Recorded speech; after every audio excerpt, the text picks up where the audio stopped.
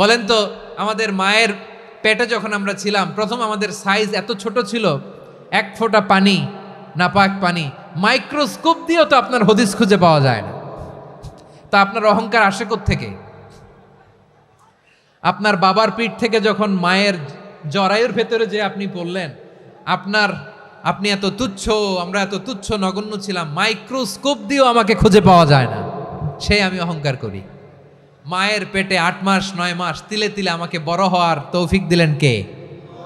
দুনিয়াতে আসার পরে হায়রে দাঁত নাই, হাড্ডি চাবাইতে পারি না, ঠিক কিনা? আচ্ছা, বারোখালীবাসী, আপনাদের ঘরে যাদের 6 মাস 4 মাসের বাচ্চা আছে, ওরা গরুর হাড্ডি খাইতে পারে? হ্যাঁ। তারপর হাঁসের হাড্ডি, মুরগির হাড্ডি চাবাতে তো খুব ভাল লাগে, তো এগুলো চাবাতে পারে?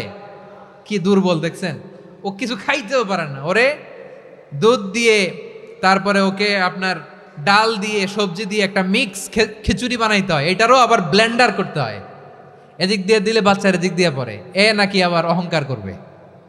বড় হওয়ার পরে অসুস্থ হলে মানুষের চেহারা ফ্যাকাশে হয়ে যায়, আইসিইউতে যে আল্লাহ আমারে বাঁচাও, এতদিন কইতে আমি ক্ষমতার মালিক, এতদিন কি কইছে?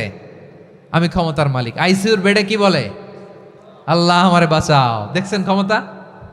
এই তো মানুষের ক্ষমতা, এই তো ক্ষমতা।